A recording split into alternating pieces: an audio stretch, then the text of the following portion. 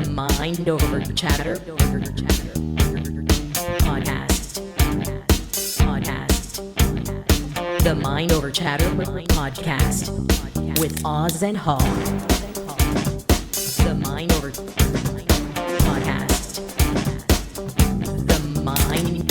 The Mind Over Chatter podcast with Oz and Hall. Mind Over Chatter with myself, Oz, and this dude, Andrew Hogg. Shana, guys.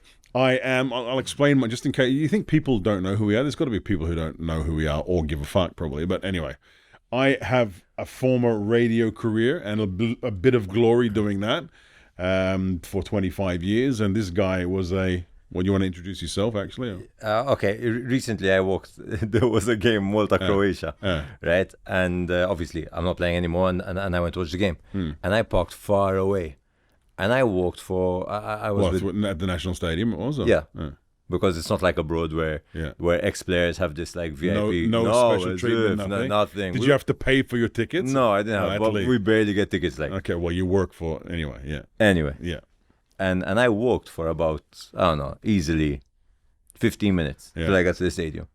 And when I tell you that nearly nobody recognized me, for fuck's sake, I played 68 games for this national team, you know? That sucks, man. How did it make you feel, honestly? No. Is it a bit shitty? Or? I'm just, for me, it just shows the reality of the public's love of national team, you know? I hear you, yeah. I still get recognized quite a bit, and I still get people coming up to me quite a bit, which is very endearing. It makes me feel good. I've been off the air for 3 years now, so it's. I did an event recently where I was hosting with Jay, and we got so much good attention and good vibes, people and good comments from people. It's nice. Yeah, I find these things happen to me usually when I expect them least.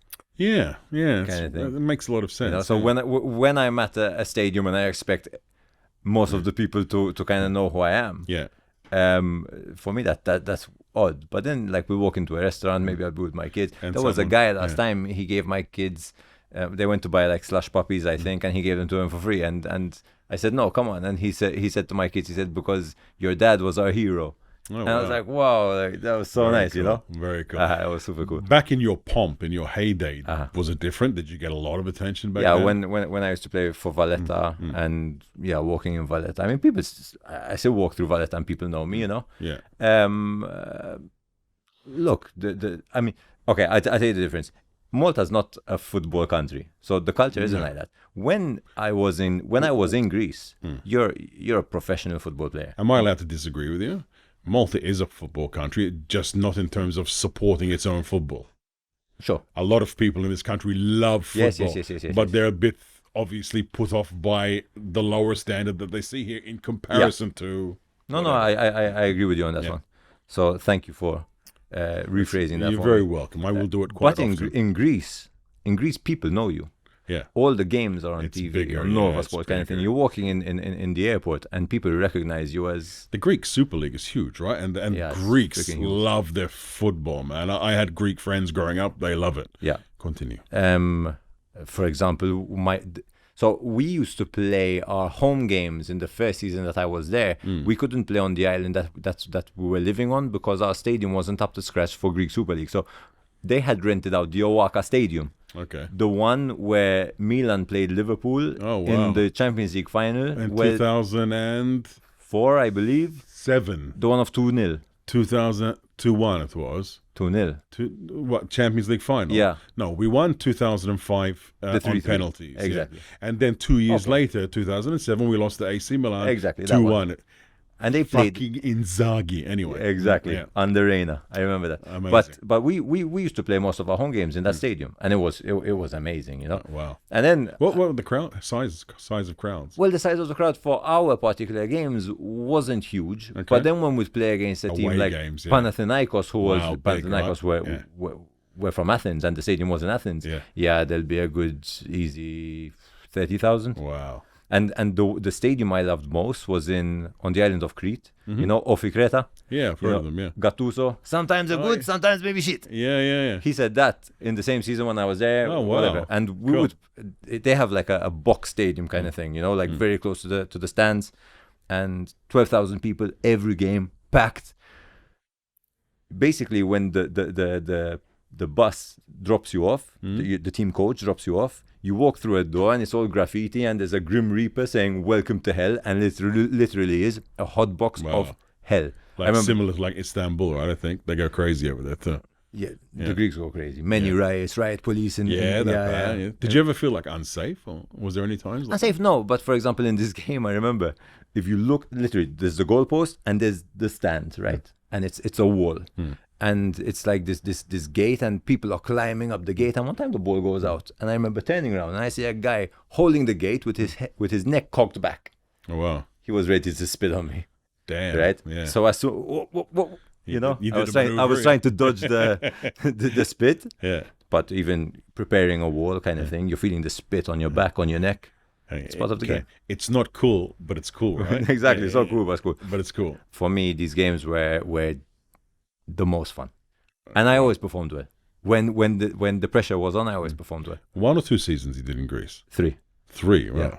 Cool, man. 1 in Cyprus and one in Italy. Cyprus ain't Greece, man. But what do you mean Cyprus ain't Greece? Cyprus ain't Greece. So it's its own country. Don't say that to the Greeks. To the Cypriots. Really? They consider themselves Greek? It's half and half. Officially, no. Hold on. You're wrong. That's Turkey. What do you mean that's Turkey? As in the Turks invaded the Cypriots. Yeah. So there's a UN border, right?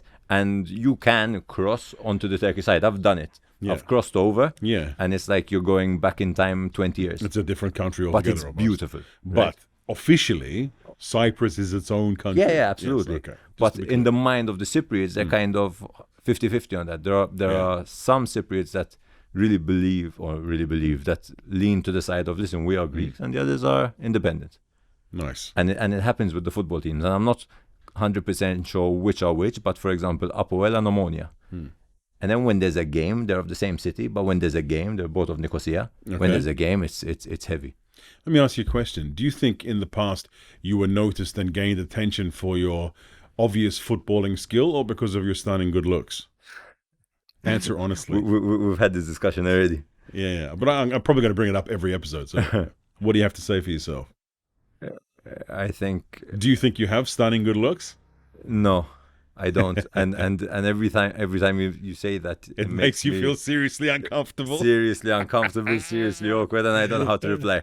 No, come on. Yeah. People know me for. You're beautiful, man. All right. I do get a sex. Thanks, baby. 2 versus 1, we win. That's it. It must be true. I'm sweating now. No worries. We got a great guest coming up today. Yeah. And we'll get to him very, very soon. We'll introduce him. His name is Steve Mercieca. A lot of you may know him through his company, QuickLets and Zanzi Homes, which he's built up from scratch. It's a very impressive story, and we'll get to that during the show today. He was also a part of a group of very crazy people called the Maltese Maniacs, and he had a very, very pivotal moment in his life, and we'll hopefully discuss that as well if he's comfortable with that. So Steve's coming up as well. I've never met him before, and he's a good guy. Yeah, I'm excited to. He's a good guy. Very unique. Story. Yeah, very unique. He's got a vision. He's an inspirational leader. He's done well.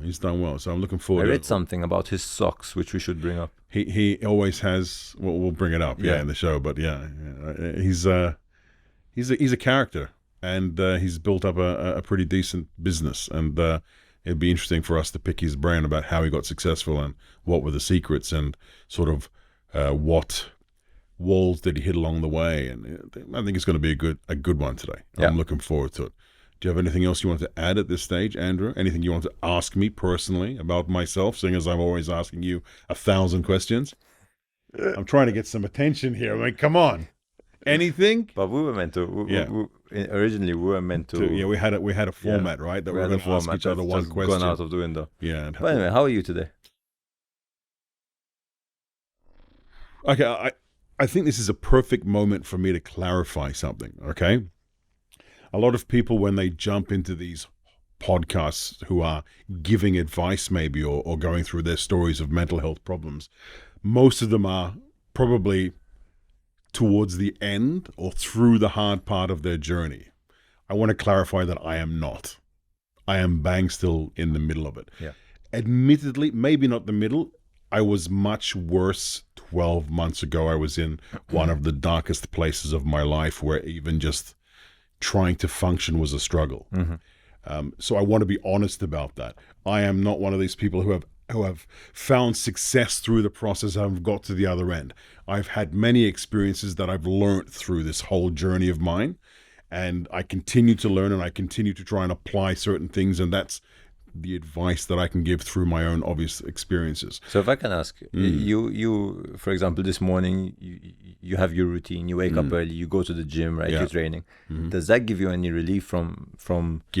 Well, in comparison to when I don't do such things, yes. I mean, if I don't exercise for a long period of time, things start to get worse.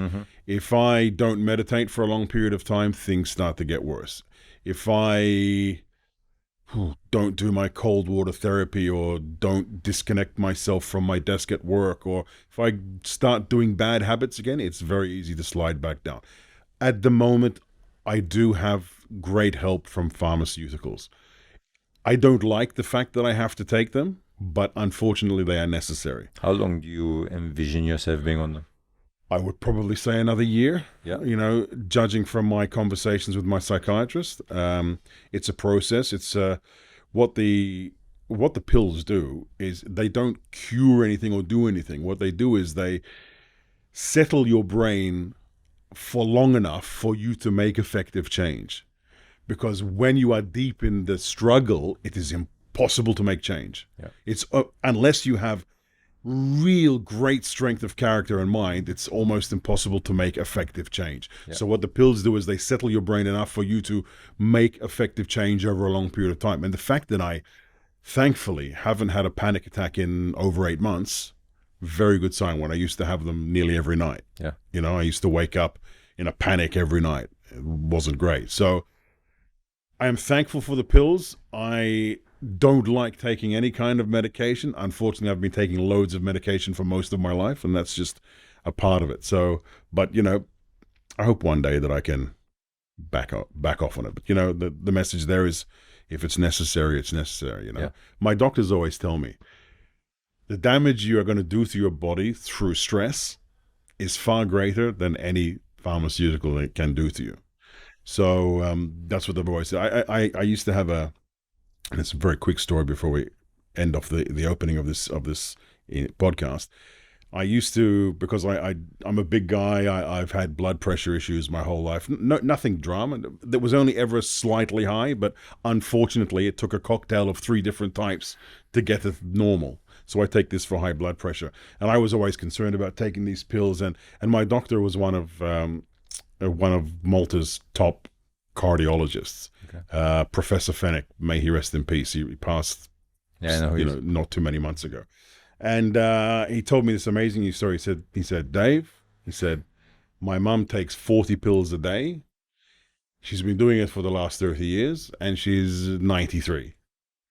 Wow. And she wakes up every day. She goes through her routine.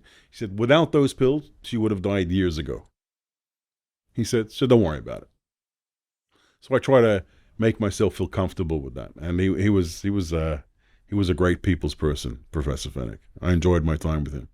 Yeah, I heard a lot of great things about him. He was great. He had this long silver hair, cool guy. Yeah. Very. He didn't you get some doctors who look down on you and you can feel that they're looking down on you. He was not one of them. He was like, treated you like you're on the same level. Nice. So that was pretty cool. Nice. So. Good. It's to me, it sounds like you're on the right track and you have the right support system in place for you to over time be able to restructure those habits, those behaviors, right? Yeah, that's the idea. Your brain. Yeah, the neural pathways, right? So you're creating a really good person to follow if you want to understand how the mind works. Is oh God, what's his name? I've read so much of his stuff. I'm drawing a blank. He's a neuroscientist. He had a bicycle accident, a very serious one. Dr. Joe Dispenza. Thank you, Dr. Dispenza. He is such an inspirational talker and leader when it comes to... His story is mad. His story is mad. Yeah. He was He was a triathlonist. He was he had a triathlete. He had a serious accident, broke his back in. He got hit by a Bronco. That's right. An SUV, basically. Yeah. The elderly woman who was driving it didn't realize and kept on dragging him for X amount of meters. Yeah. He was taken to the hospital where they told him they have to surgically reconstruct everything and put a metal rod inside his back. And he said, no, take me to my friend's house. And he dedicated, I think it was 3 hours a day for X amount of days. Obviously, he was I believe he was a chiropractor, so he understood he understood the anatomy of his back, of his body, and in his mind, every day for 3 hours he reconstructed his back in his mind. Yeah, through meditation. Yeah, exactly. His mantra is meditation is the key to everything. He has a circle, right? So he goes and does these conferences, and I'm talking about conferences with like 2,000-3,000 people every time, and they're not cheap either. And there are so many stories of healing from serious things only through meditation. But the thing is, you have to apply yourself, and you have to also believe it. Yeah, you have to truly believe it can happen. And if you do it, I was reading every time he got knocked off course in his mind, kind of thing. The first few days were difficult, and every time he got knocked off course, he'd start again. Wow, he'd start the reconstruction again. Yeah, until he made it through. But an amazing story. The book to read, if you really want to learn about these things, it's called How to Break the Habit of Being Yourself. It's about reconstructing your mind. It's really good. It's a hard read. Don't get me wrong. It's not like reading a novel, or it's a really hard. There's lots of scientific bullshit in there. It's not bullshit. But you know how I read these books, huh? Yeah. Highlighters and pencil to make notes. Because if I don't, I'm not going to remember. Yeah. It's a pretty hard read, But I remember I did. It took me like 3 months to read it because I was like forcing myself to read 10 pages here, 10 pages there, because it's a really difficult read. Yeah. But well worth it. Well worth it. Great. Dr. Dispenza, check it out. Okay, we're ready to go. Let's go. In just a few moments, Mr. Steve Mercieca. The Mind Over Chatter podcast with Oz and Hog. Steve Mercieca, the man, the legend, has joined us on the podcast. How are you, man? I'm great, feeling good. You're looking good, man. You're looking sharp. What's going on? Thank you. I just had a board meeting, so I dressed up a little bit for the board meeting and came straight here. You're looking good, son. Thank you. I try my best. Yeah, you do. Do you concern yourself a lot with your appearance? I mean, I know that in some ways you do, in some ways you don't, right? Well, I think it depends where I'm going and who I'm meeting. Generally speaking, my appearance is something I don't really take care of too much. I'm not really good with fashion and matching colors and stuff like that. So I can get it totally wrong, and sometimes I hope to believe I get it a bit right. But I'm quite eccentric with things I wear. Like I wear bright colors. I wear like different colored socks all the time. There's a reason for that, eh? Yeah. What is it? To remind me every day to think differently. That's cool. To think out of the box. To think outside the box. I brush my teeth with the left to start the day with a challenge. Why? Because you're not usually left-handed? I'm right-handed, yeah. Interesting. Now it became a bit like... Now you're like ambidextrous, or? Yeah, but I wouldn't go that far. Do you do other things with your left as well? No, not yet. I should try. They call it the stranger, don't they? Yeah. You can't sit on your hand. Well, that's a part of it, yeah. When you wake up in the morning, I mean, going back to the appearance thing, what if you had a choice? If you had no pressure or no schedule, how would you dress? Like shorts, flip-flops? Obviously, it depends on the weather. Yeah. My ideal scenario would be a nice summer hot day, not too hot in August, but like a July. Yeah. I wouldn't even call flip-flops. I'd say chaka cool, literally, like a really worn-out brown, like. Yeah. Jesus shoes. Jesus sandals. Not the Jesus sandals, exactly. The Roman sandals. More like the foam ones that sink in with worn out, and you can feel the gravel underneath. Those type of shoes. A pair of swimming trunks. They're like not baggy, but not too baggy, because I love jumping in the sea a lot. You always had the Jesus look? And the chinga. No, I didn't. I started the Jesus look in 2013. I really changed my life in 2013. And completely just turned upside down, Yeah. We'll get to that. We'll get to that. Tell us about, I mean, obviously I've known you for a bit now, and I know your brother as well, and little bits of your family. How was your family life growing up, man? When you were a kid, man, did you have fond memories? How was the relationship with your parents and your bro? How was all that? Well, I mean, and like all relationships, all families, I suppose, it went through different cycles. I mean, when we were very young, we had those trips abroad together. You know, our parents took us here and there. You know, Marsa Sports Club, playing on the grass. Are some very fond memories I have. We did have when I was around, I think 10 or something like that. Our parents bought a flat in Gozo. And that really was a big part of our family and my upbringing. I spent I went up every weekend almost, building tree houses with my brother. So that part of my childhood was pretty great and pretty awesome. I think any childhood's dream, you know, having a backyard tree house. You know, we used to build zip lines and jump off zip lining, climbing up these rocks. So it was quite. So we lived the city life in Sliema, but again, even the Sliema life, growing up in Sliema back in the day, obviously without mobile phones, less traffic and so on. We grew up in a big place where there was a big drive-in. Okay. And there were lots of other people growing up with me at the same time. So it was like a new community base where the people living in that block, in that streets, had children all at the same time. So we grew up all together, you know, playing football in the yard, skateboarding, biking. So it was quite a good childhood. Then when you started to go into the exiles and Parcheville days, things started to change. You know? Remind me, how old are you?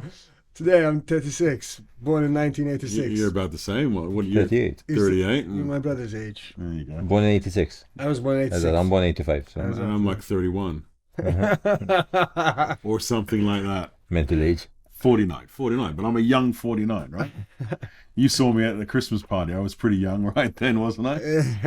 Well, I was trying to drink like I was young anyway, that's for sure. So, good childhood. You sort of got to your teenage years, and you started to have different thinking about sort of what you wanted to do in life, and you were a part of this group, right? When did you get involved in what are they called, the Maltese Maniacs? The Maltese Maniacs. Maltese Maniacs. Did that start like middle teens, late teens? No, that started much later than that. Really? When did it start? That started when I was like 22, 23. Okay. I believe. And it's sort of what led up to that phase of your life? Well, I think what led up to it was, so basically, growing up, I always had this very adventurous childhood, you know, adventurous thing, always like doing the zip line, for example. It was quite nuts when you think about it, you know. We would climb up the highest tree, tie it to the lowest tree, a rope right from the manga, you know, piece of wood, you know, cut a piece of wood into like a catapult. Dodgy engineering. Put it on. No, forget harnesses and all that.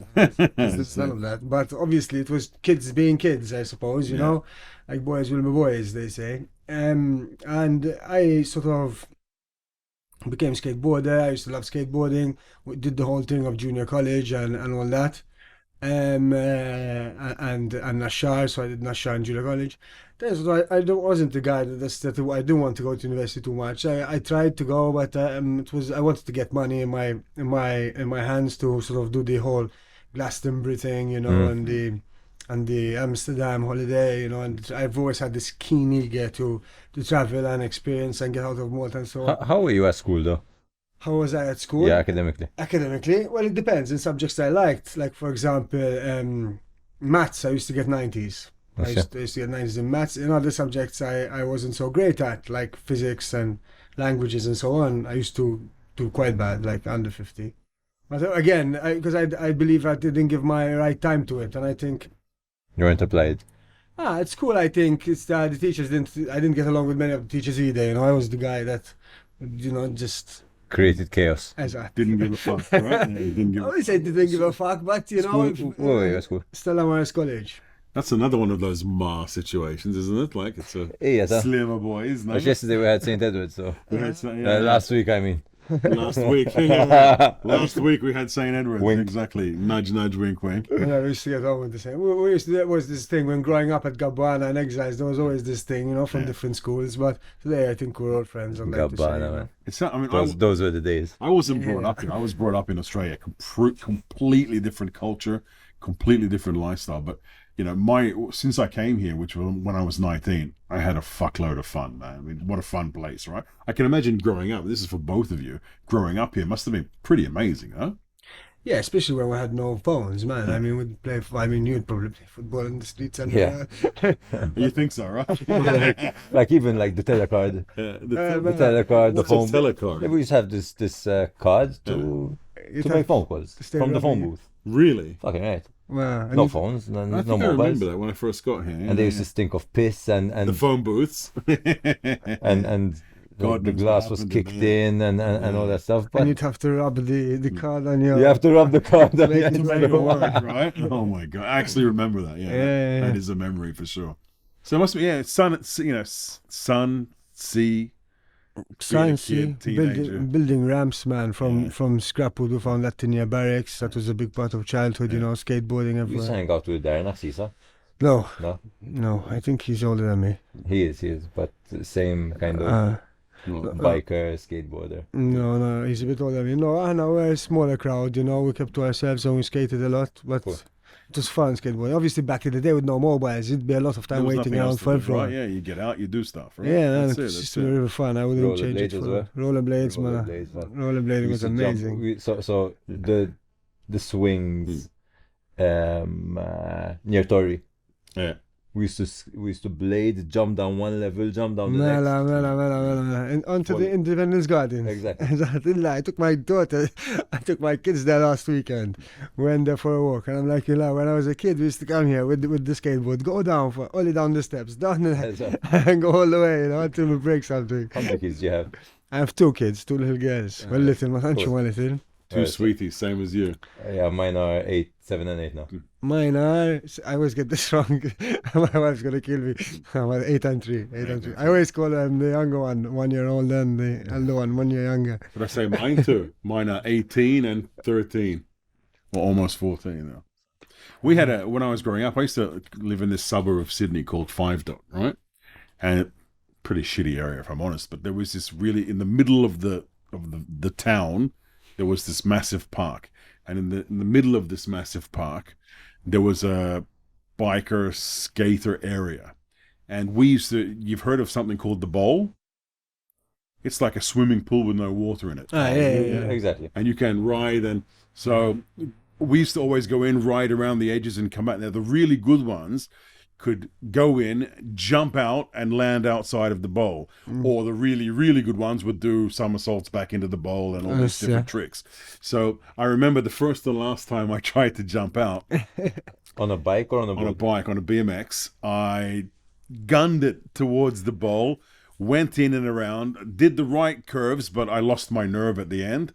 I got up to the top and just came fucking crashing back down into the bowl. It was my first real big injury. I had a couple of cuts. I was bruised from head to toe. It was the last time I tried that. I should have really I should have tried it again. I regret that. How high was the... So your first real big injury? Yeah. At what age? I was maybe 13 or 14. And all you had was a couple of cuts. Well, you're pretty. No, I was bruised head to toe. Yeah, I was bruised head to toe. And this bowl is made specifically. It's made specifically. Like the edges are. Yes, it's made specifically for biking. Yeah, for biking. Yeah, so it was pretty fucked up, to be honest. That was my first injury. What was yours, Steve? Do you remember your first big adventure injury? First injury, I hadn't broken any bones until I was young, considering the fact I was a skateboarder. I remember on the half pipe, standing on the higher end of the half pipe, trying to do my first drop-ins. And obviously, the first few are always a crash and burn, and the deck, when you didn't manage to control, used to fly really high up in the air and come back down. Pretty high. No, but it came down a few times really close, and that would have been bad. But I always managed to dodge it. Yeah. As a skateboarder, I learned to fall quite a lot. So you learn how to avoid breaking a leg or. Were they made of like wood, the half pipes? Yeah. Wood and some sheeting of metal, Okay, cool. Yeah, those. I mean, when I was young, I used to hurt. I mean, but the bad injuries came on later when the motorbikes came in. And we're gonna get. We need to hear some of these juicy stories. Are you comfortable? I mean, you've obviously, when you joined the Maltese Maniacs, you did loads of cool stuff. Loads of cool stuff. Which we've removed from the internet today. Which you've removed from the internet. Is it something you look back with fondly and they're happy to share the stories? Obviously, when we'll get to this as well, you had a serious accident. It led up to a serious accident. Yeah. Tell us about the early days of the Maltese Maniacs and some of the shit you used to get up to. Well, I mean, the Maltese Maniacs were sort of like, when I started the Maltese Maniacs, it was post a career, you know. So as I was saying before, back to my career base, I worked instead of going to a university. I chose to get into an employment. I opened up, opened up. I've always been a little bit like of a businessman, trying to sell things. Like, remember, we used to get those free stickers from Drop Zone and Bauer. Me and my friend Mark, we used to get these free stickers and go knocking door to door trying to sell these stickers for 5 cents and 25 cents. I used to clean my grandmother's yard for 25 cents. You know, so I was always doing these chores for money. And I used to take my parents' books, these old books you have, you know, like everyone has boxes of books back in the day, these novels. Yeah. I used to sell them on the corners of Dingley Street for 25 cents. And I always had this business sort of acumen type of thing, but never had any luck with it or the balls to do it, really. So I opted to go, and my parents always recommended, well, my dad worked in the bank for long, he's a very successful banker, and he had recommended me to go into HSBC, where I applied, and I ended up getting a job in the call center, and I spent about 5 years there, I would say. It was a great experience. I learned a lot. I can't say I didn't learn much from the bank, but it's just that sort of like employment and such a good governance, sort of not good governance, such as like real regimental, you know. You have to sort of make sure they're right on the dot, you know. It's not like nothing like today's world of remote working or culture, like where we have today, like you'd have to clock in and clock out, you know. So even you go for an espresso, you have to write in a code, espresso toilet code, and everything's on a code, so everything's logged by the second, you know. So well, that obviously is what they need to do to keep their service standards high and working. Sure.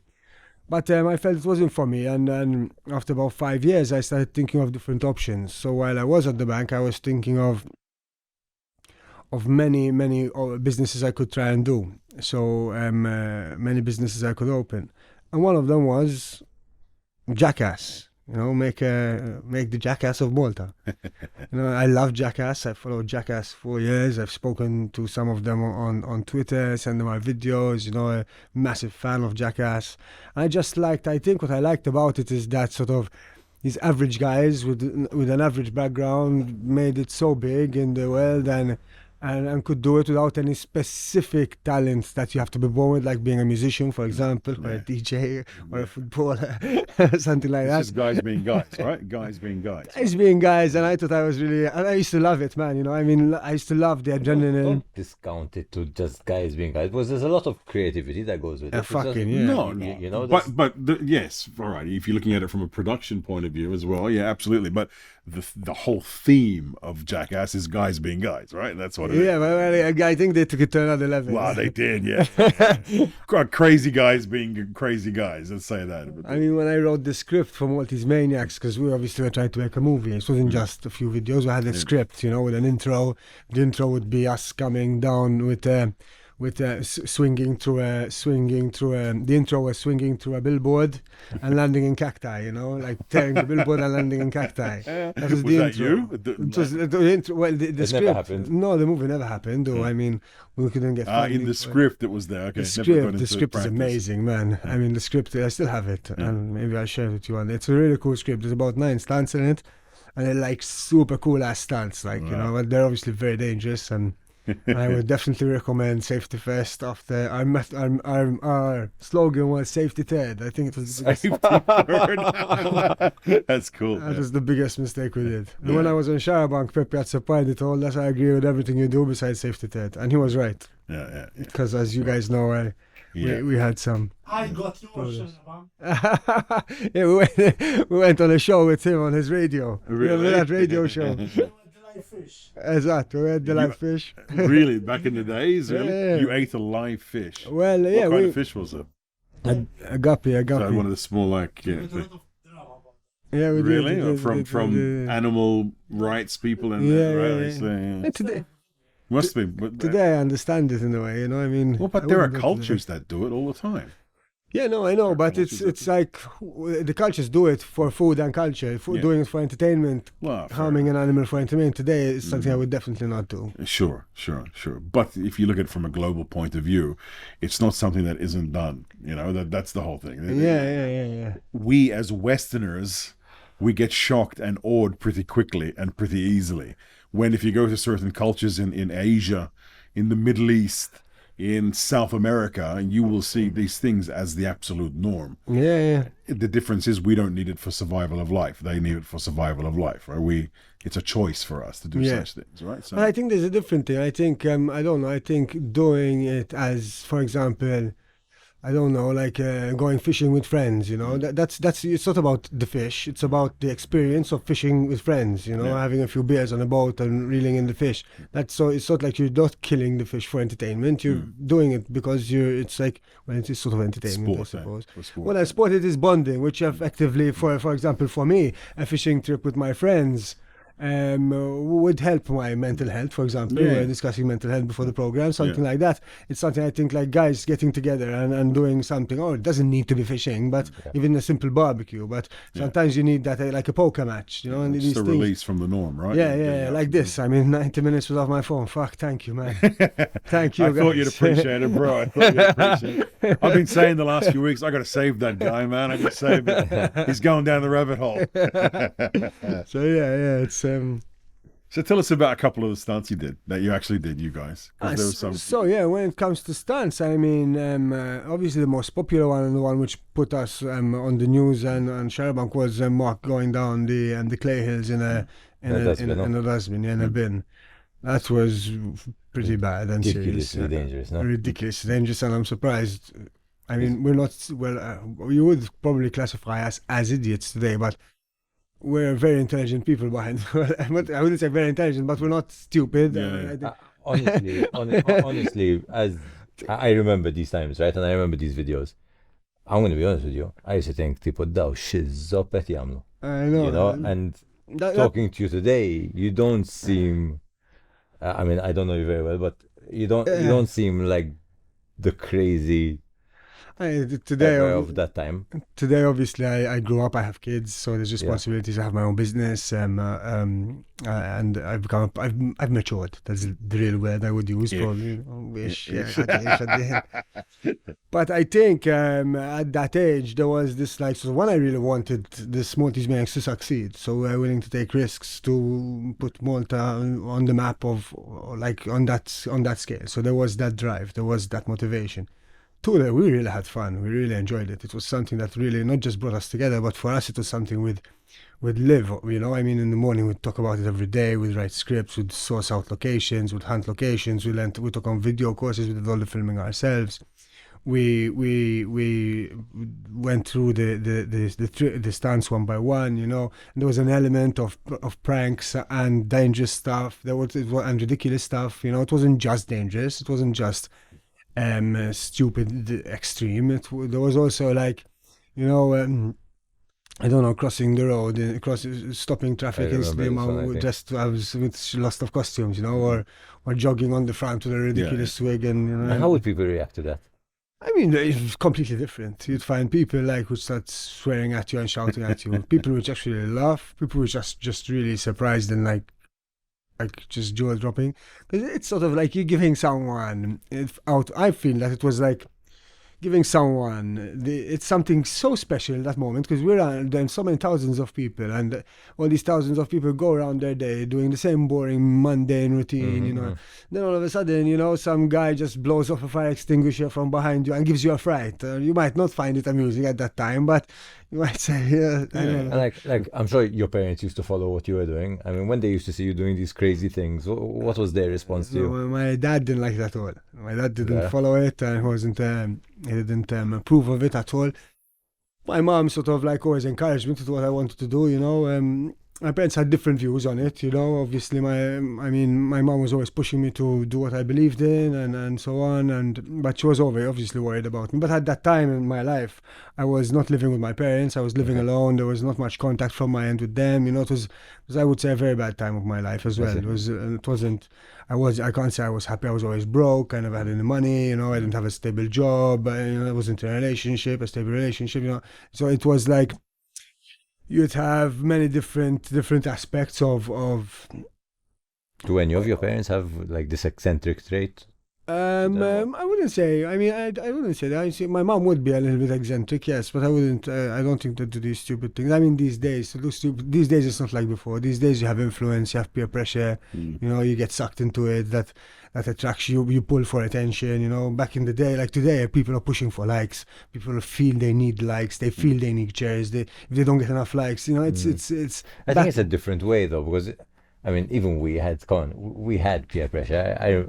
I mean, I'm sure I've done a bunch of stupid things simply because I wanted to be part of the in-group kind of thing, you know? Yeah, but being part of the in-group is one thing, and I've done stupid things as well. But being part of the in-group, we were in the group. There weren't other people to be with. We were creating this stuff literally just for fun. We were doing it because we really enjoyed it. I mean, we're brothers still today. We're best friends, you know? I mean, we're Allah, you know? I mean, We've had some really super cool times that I don't think anyone will ever know. Like that, there are certain times that we're together, like in places, and we really had fun. And I don't think like that fun is category recreatable in many circumstances. You did a special skydive once.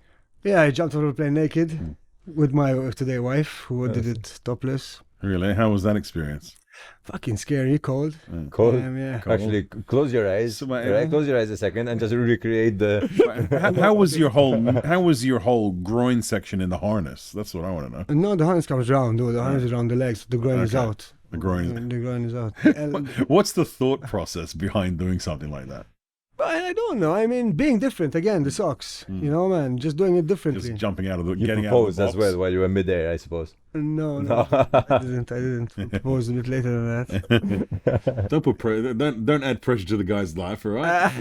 No, I'm married, so there's not going to be any more proposals. Retrospective pressure, you know, retrospective pressure. I think I did loads of crazy and stupid shit when I was young. I mean, like, you know, from stealing things from shops, from me and my mate stealing his dad's car and going around doing donuts everywhere in Sydney, to getting into big, massive fights and brawls. Sydney's a different culture to here. And that's why I was so happy to come here, because it was I grew up in a rough area. It was this stuff. Nobody believes me when I say this, but I used to get off the school bus and run home. Because if I didn't run home, something was going to happen. That's how it was, right? So I think for me, it's quite normal. And in Australia, you see these things a lot. Would you say what you did during that period was outside of the box for the local culture? Fucking It was, right? Yeah. For sure. Did you do any crazy shit, or were you a good boy? You look like a good boy. I was very controlled because of football. But then everyone in the football world would say, Hoggy is fucking nuts. Really? In what sense, though? I don't know, you know. Nuts like, you know, you know, spreading butter on your toast and peanut butter with the same knife. Is that sort of crazy shit you're talking about? No, look. It's okay to be a good boy. Every time you put me in the spot, nothing comes. But when something comes, I'll tell you. I don't know. You don't know? There's nothing coming to mind right now? Okay. It's like the whole Luke Dumek situation. You gone blank. Yeah, that can happen, man. Stage fright. Yeah, stage fright. It's good, man. I need to pause. You need to pause to go to the bathroom? Yeah. Now, we'll stay live. Go to the bathroom. We'll stay live. We don't cut this show. Steve is going to the bathroom behind the curtain. You might hear some splashing sounds. Michael's going to join in instead. Hi, Michael. How are you? I just wanted to congratulate you on your 5th episode of this amazing adventure that we started together. Yes. Thank you very much. So Mike. And you should be congratulating us. Mike, all of us. I'm the clapper here, right? Yes, clap. Steve, time on if you're camera, clapping, very Steve, how are you famous. directing? Hi, Mom. You see? He's a talented guy. Wash your hands. There's soap. Good to know. Is it antibacterial? I got him on Sharabank. Because at the time I used to work with Where's Everybody. Oh, right, yeah, of course. Yeah, and he came on my radio show, and I got him on like Hat Tariq, Sharabank, and all those.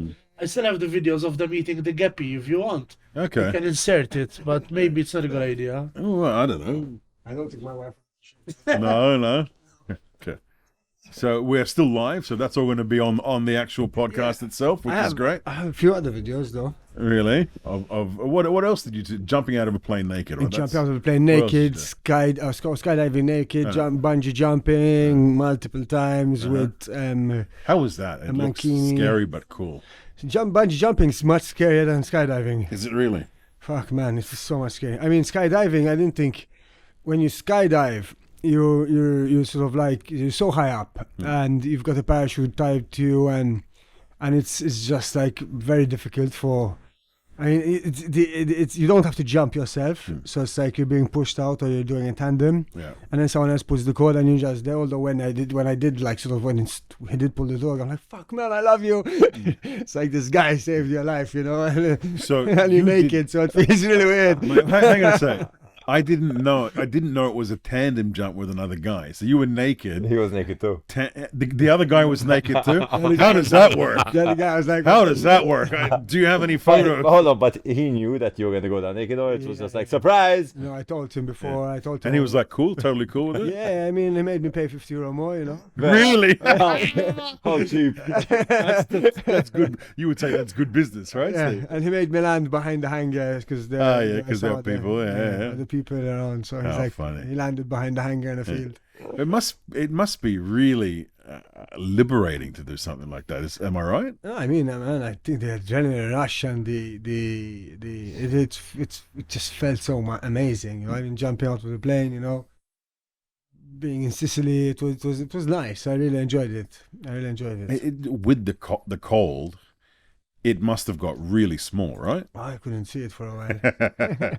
Could you feel it? It must have been like numb, right? Yeah, it was Frostbite. That cold? it was freezing. Well, what are you up for? Like 3,000-4,000 meters? Much more meters. Yeah, Meters? Sorry, 15,000 feet. I think I can't remember, but it was really cold, Wow. shaking like. Wow. Yeah. Wow. And you jump in a full bodysuit normally, you know. That's mad. So man. yeah, then bungee jumping is much like sort of bungee jumping. Once you get the hang of it, it becomes more fun. I would say almost. How many times did you do it? Quite a few. Locally here or locally? Yeah, You went abroad? locally. I used to work there, so that Okay. was one of my in between jobs. Do they still do it here? Oh. No man, no. It's man. illegal now. What is that? Not illegal. I don't think. I don't think we have enough people who are looking to do it on the Okay, island. It was always right. no one ever used to come. It was. Right. Okay. We did a few jumps, but not enough to keep it open. I mean, but it's like when you jump and then it stretches down the first time. You learn how to come down like that instead of bobbing like an idiot. You know? Okay. So yeah, then you start doing 360s. It's more fun, I would say, bungee jumping, but more scary because you have to do the jump yourself, and it always remains scary. So there's always that jump. I assume you don't have a fear of heights then. Well, I didn't have the fear. I tried to get over it a bit, but yeah, then when I broke my neck, all the fears started to come back. More than fears of heights, fear of death. You know. So Let's talk about this now, man, because it's we've obviously discussed it. You've told me about it before, and it's I think probably the most pivotal moment in your life. Tell us about the lead up to it, what you were thinking, and then run us through the event and sort of what happened. Yes, so I mean the lead up to it. I mean it was so I'm very like a guy that writes things down and commits and does my best to get them done in my best capacity. And if I don't manage, I put them on the back burner and I try to do them at a later stage of my life. So before Maltese Maniacs, before everything, I had written down 15 things I wanted to do. 15 my bucket list of 50 things. Mm-hmm. And then if I did 2 a year, I would have got them done before I'm 50 because I was 25 when I did it, or 23 or whatever, something like that. And one was skydive naked, one was bungee jumping. So many go to a pilgrimage in Lourdes, read the Bible, you know, I'll shake Del Piero's hand, for example. You did? I managed that one. Nice. I managed that one. I took my dad as well with me for his birthday. You're big on football. Pardon? You're big on football. I used to be before I had kids, a company, and No time and no time. I was watching. I have the 4 tattoos of Italy's stars of Italy tattooed on my leg. When we won the World Cup, I was a 4-striker. And yeah, watch Juve win the Champions League is also on my bucket list. So that's a bit out of my control, but I'm going to try. That's never going to happen. Alive long enough. That's never going to happen. Was I can't see Ajax, Peruzzi. It's in the 90s, right? No, late 90s. I think it was the late 90s. Yeah, definitely 90s. It was definitely 90s. Yeah. 98, 99. Yeah. Yeah, so it was. So yeah, I used to like Juve. Lumis Sinisic. I'm out of the. And I get back to it, I suppose, when I resign or retire or find a little bit more time. I love watching football. I used to love watching football. Like the World Cup, I really get into it, even the Euro with Italy. But as it comes once every 4 years, it's not like, every year I have a league, 28 matches, matches, matches. So yeah, Sheikh Del Piero's hand, and I have a photo of it. And what I used to do is I'd get the photos. Sheikh Del Piero had come to Malta to play against me. No, to play against. No, they had got him recently. to play against me, to play against Valletta. Yeah. He came just for you. You're right. He came just for me. Did you shake his hand? You shook his hand as well, man. Yeah, I must have. Before I saw you, 2 people on the same podcast that shook his hand. Yeah, so anyway, I had come to Malta, so the opportunity, I'm like, now's my only chance. I booked a ticket, and dinner with a legend, it was called the night with the legend. You went to the Eden and Mek, Cooking Nekla, and somehow whatever he was there, and you'd pay a little bit extra to get a photo, shake his hand. Then what I'd do with my bucket list is I'd get all these photos of other people doing it. So other people skydiving, other people, like I have one of them go to space, like on the Virgin Galactic or whatever, SpaceX. Nice. And you'd get the photos of these people doing it, and then I'd take out their picture and put my picture doing it. And one of these was Zob ball. I had seen it online. I thought it was really cool. I thought you could do a lot of things with it. So the lead up to it was back in the Maltese Maniacs days. We had no budgets to buy these type of things, so it couldn't happen in the Maniac days. Then I was getting married on 30th of June 2017, and I sort of saw this. I really wanted to have. As a kid, I always loved bouncy castles, so I really wanted to have a bouncy castle at my wedding. So I convinced my wife to. Well, not convinced. I thought she was open to the thing, to have a white bouncing castle. So I contacted this place in China that build these inflatables. These inflatables aren't that expensive, once you know. And being the businessman I am, I bartered it with the guy of the sound, so I got like a better deal on the sound setup for the wedding. And I convinced these Chinese guys to throw in this Zob ball for free on someone, but for last 800 euros earlier, the Zob ball and the cone. And it came, this Zob ball, and when this Zob ball came, I was super excited, but I obviously kept it in wraps until the wedding. We had the wedding. And after the wedding, we're going to go for a couple of months to Bali. My wife is a yogi, she likes yoga, so we chose Bali. She was going to do this yoga course in Bali, and we're going to go to Bali. So I wanted to get this done, so I said, guys, let's do this. I have 3 weeks before I go to Bali, so 3 weeks after my honeymoon, 4 weeks after honeymoon, we're going to go to Bali. Everything paid for, kollox lest, kollox ibbukjat.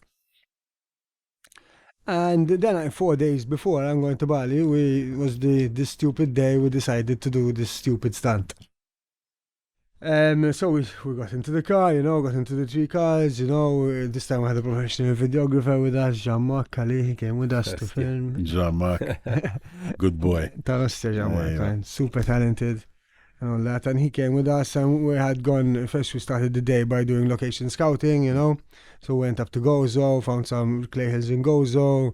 We were a little bit concerned because there were some thorns and there was no brakes, these things were balls with no brakes, So we didn't want to end up rolling with no brakes. So then we said, fuck it, we'll go back to the destined clay hills of the barrel with Mark. Where are they? Eindhoven at the back. They're in a Natura 2000 site, so what we did wasn't supposed to be done, and I don't recommend anyone doing it. Leave the erosion of the clay hills alone. Yeah, good idea. Yeah. So many guys have gone down there with bikes and... Yeah, I know, but that's not good either. No, I get it, but I remember there was a bit of an uproar on social media because you guys Yes, they did. And inti ma tkunx taf ta. As if I want to do harm to the environment. I love the environment, you know. I love, you know, but these clay hills are beautiful, you look at them. Ma ta' direction moħħok li running up and down them is speeding up the erosion of these clay hills, you know, which in retrospect makes sense. So if everyone keeps doing it, eventually these clay hills are going to go away. Yeah. So anyway, we went there, we pumped up the ball in the car park. Already attention started to gather. Yeah. We rolled the ball to the end of the hill, you know, put it at the top of the hill. Picked one which looked like it made sense in terms of Safety. Safety, exact, you know. We tried doing safety first, so what we did was we threw the ball down first with no one in it to see how this thing plays, you know, and it didn't look like it was too dangerous at all, you know, like people didn't look that bad at all. People even like from a video perspective, it would look much less dangerous than the skip, you know. So we said it looked fun actually. The ball didn't look like it rolled down that quickly. Yeah. Until you were inside it. Yeah, of course. Yeah, the weight inside it seems to changes everything, right? Yeah. Sped it up a little bit.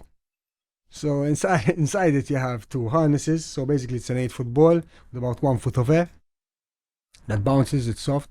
And you climb into a little hole, and then all of a sudden you're like in a pod, you know, in this pod with two harnesses. So you've got the harnesses that come down like that, and these harnesses go and they strap in, and then you strap in your legs, and then you have two things, and you roll. Obviously this is meant for flat land, it's meant for like a garden, not a You didn't read the fine print. Ma kienx hemm fine print. From China. China. I mean, we got in it. It was me and another friend of mine whose name is Keith. Keith, a rugby player, super, one of my best friends. I mean, best man at my wedding and all. We went in it. He's a little bit heavier than I am. Much more built, you know. Obviously, he's an athlete. I'm not. I wasn't at the time. Well, still not. I'm not sure if that makes you an athlete, but it's still good. What else do I do? So, okay, man, I'm not an athlete. I'd like to think of myself as an athlete. You're so many things. Not being an athlete is okay, Steve. Thank you. Thank you. So, we went in it. I mean, he told me. The PhD, very intelligent type of guy, he told me, this is a bad idea, Steve. You know, like people, he said it's a bad idea. So he came down with you? We were both in the ball, man. I'm stressing out, like listening to the story. Like, wait, I'm proper stressed out. Yeah, then we got into this ball, and somehow we pulled it back up. Here is where I think we went wrong. I think the whole thing was wrong, and I don't recommend it to anyone. It's very dangerous. And it's not meant to do that, you know. It's like taqbad pjaġġo, you know, going off-roading with it. So yeah, we got into it, and this ball is about 85 meters drop. This hill, and once we got into it, Mark was holding the rope. We said, "Yeah, fuck it, we're in it." After all this running around and goes, mux goes, all and provar darba, and naraw xi, you know. And we both nodded, fuck it, you know, we've done crazy shit before, and we gave the signal to Mark to let go of this godforsaken rope. Once he let go of the rope, the ball started to go down the hill, and it went like Mali, it went up one and down one. Like, fuck, what did we just do? Like, it started. Yeah. You already had that regret instantly, did you? Yeah? Instant regret. Wow. Instant. This way, you go imagine from where I'm sitting now to the top of the ceiling in less than a second, and then back here and back there, and back here and back there and back here. Wow. Super fast. It went down so fast. With the blink of an eye, I stopped jara. Then again, unfortunately, obviously the straps broke, we came loose. It's like in the washing machine, like putting a tennis ball and the washing machine. So everything came loose. You didn't know what was up or down. You had zero recollection of gravity. The ball was like going super fast, and then at the bottom of the hill, it hit a little nudge, and this little nudge obviously must have an arteries flung me into Keith's ribs, and I broke my neck on his ribs. He fractured them, so I think 3 ribs, I believe. He was immediately almost sort of winded and sort of started coughing, and sort of like trying to breathe. At this point, you've stopped. At this point, the ball was in the water. So the ball was in the water. I tried to help him. I tried to sort of like Keith tried to like or not. Was he knocked out? Was he? He was. I wouldn't say totally knocked out. He was aware of what was going on, but he was in pain, and there was like sort of. And I went to put up. I went to try and move. I couldn't move. At that instant, I thought I broke every bone in my body. It didn't click. I broke my neck. But then my hand was going up, and I could my hand would lift. I was upside down. It would lift and to do that on my face. Like that. That's the only thing I could do. Like that. Trying to get the Keith. Then as the ball started turning, I'm screaming for Mark. I'm seeing Mark through the ball running down the hill with a knife to cut it. And I'm like, I hear you, don't cut it. If you press this ball, Allah will stuck in it and we might suffocate. Of course. The ball. So you managed to properly communicate, like to plan it out, how you're gonna get out. Mala. And this wasn't after the ball stopped. It was a long. I mean, stupid question. There weren't any medical support. No medical support. We didn't get any medical support. We didn't book anything. You know, I mean, that obviously someone medical would tell you she's up at Tamil, don't do it. You know, they're not gonna come there and tell you, okay, I'll help you. But coming to, so you want to tell us something? No, I just had a question. Did you kind of find yourself in a moment of calm at that point after obviously the massive adrenaline rush of going up, down, being thrown around? How was it? No, the moment of calm came at a later stage, which I'll come to. It's quite a long episode. So the quick bit was that bit. Then it started to get very ugly, you know.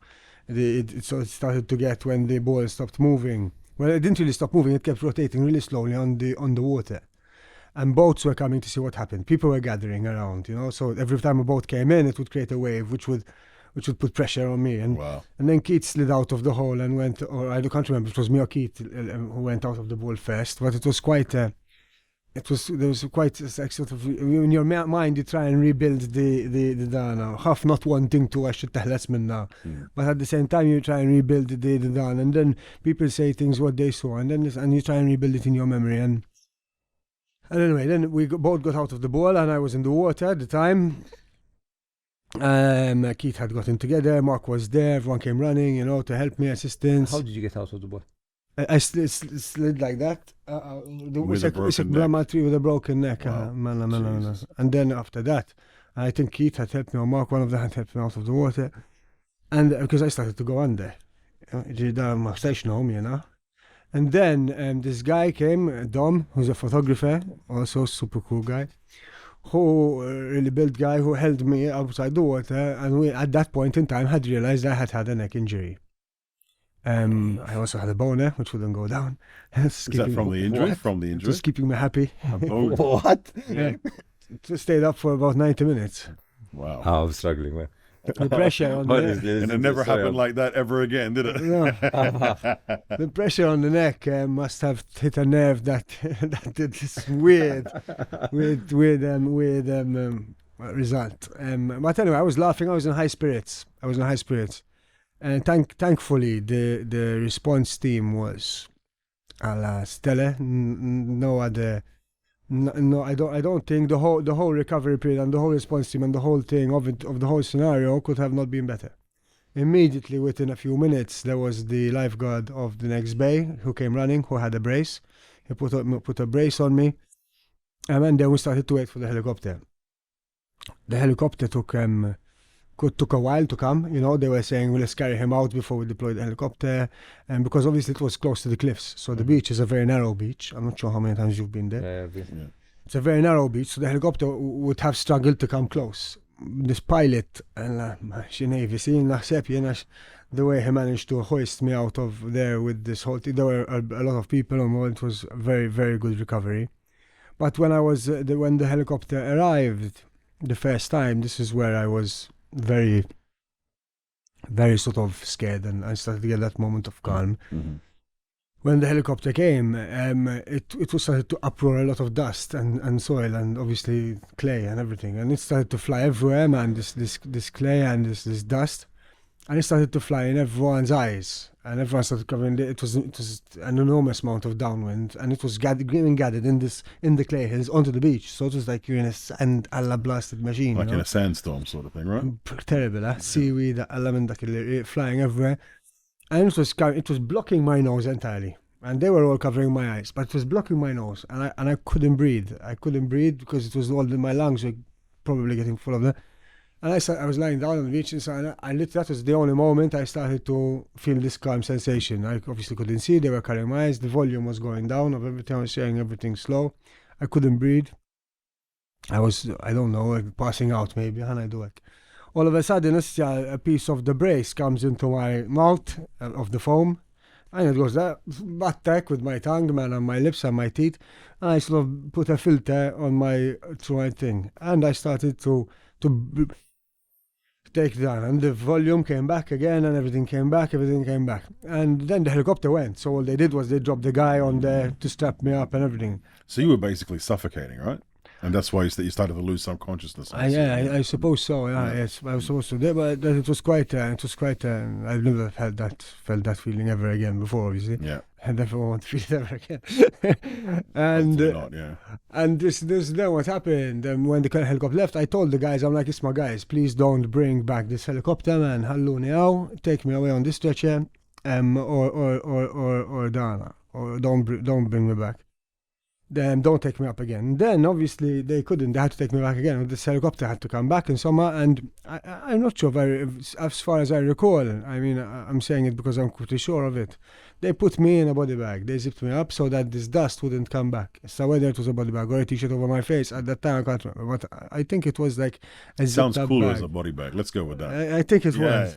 You should make sure in the story in the future you go with the body bag. I don't want to say something, but they say it's not true. You know how it is these days. Well, I'm sure your recollection is cloudy. So that's it is cloudy. It is cloudy. Anyway, but I remember when they got me up to the helicopter.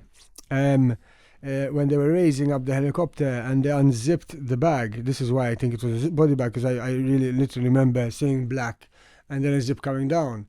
The guy had a GoPro filming me, and I smiled. I'm like, I after then emailed them and asked them for the recording, but they couldn't give it to me. Really? Because I wanted to see what I looked like in that state of.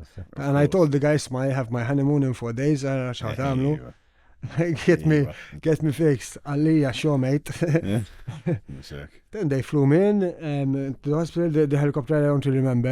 It was such a scary experience. Your mind automatically blocks it. So I don't often speak about this. To be honest, this story I've said it only a few times. And we're really appreciated. I've never said it online and so on.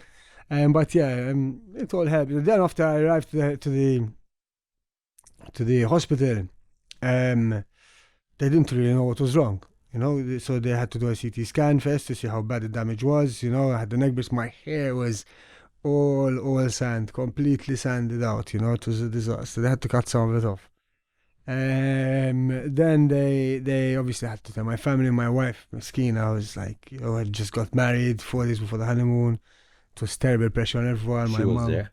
Everyone came to the hospital. No, but she was there when. No, she wasn't. She wasn't there. She went to the hospital. All my friends went to the hospital. You know, it was a big thing. You know, Steve everyone was coming to my flat for a barbecue in the evening, and I go to the post sometimes on the chat. This is when Steve had an accident last Malouche. I went on it to see what people were saying. To take you back to that.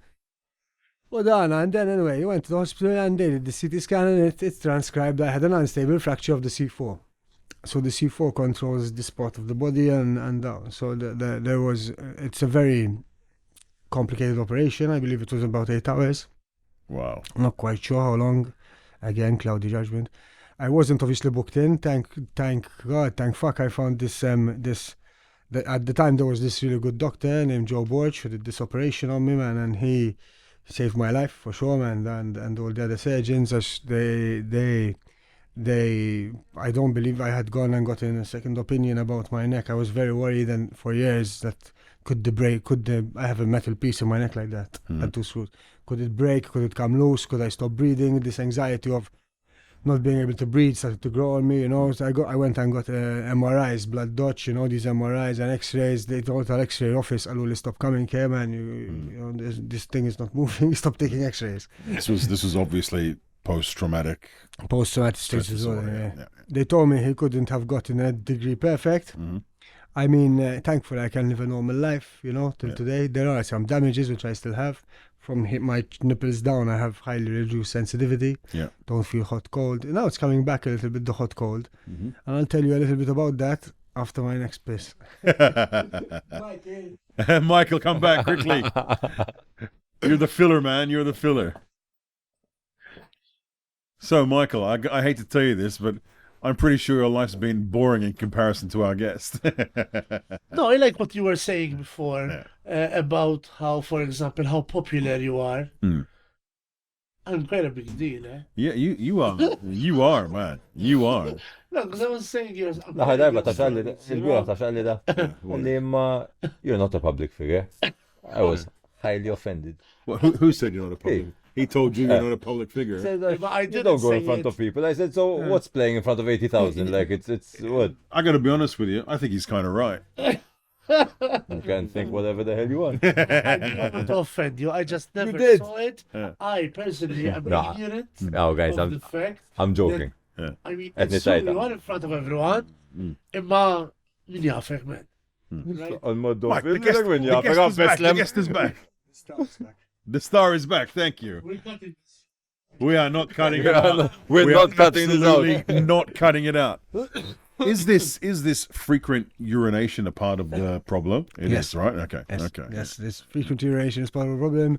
I had it before as well. It's an overreactive bladder. Okay. It sort of runs a bit in the family, I believe. But obviously, since I've lost also a little bit of the mobility in my hands and arms.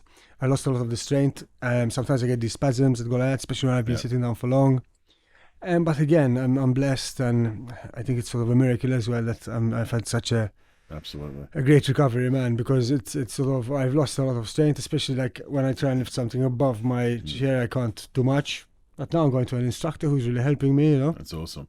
That's awesome. Yeah. How was so you had the surgery, long surgery. How was the few days after that? I guess there was a lot of regret. Well, regret in one thing, but there must have been a lot of emotion surrounding, with the family, with everything. There must have been a lot of logistical stuff that needed to be put in place. How was it? No, there was. I mean, there was a lot of massive stress on my family, and I apologize for the 100th time for doing it to them and putting them through it. But man, they were all unequivocal support. I mean, from my wife to my parents to my brother, my friends, everyone came together and really did what really gave their bit. Who was cooking more meals, who was my brother looking for a house with a wheelchair.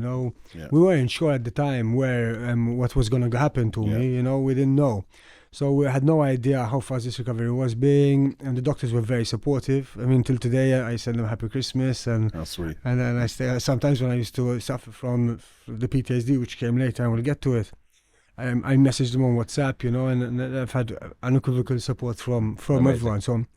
So yeah, man, the safety team, the rescue team, the meshing, the people at Karen Greg, everyone, the physios, physios who I spent a lot of time with, who used to really enjoy it. I was quite the joker, so I'd be like trying to run away from Karen Greg, calling room 11, checking out.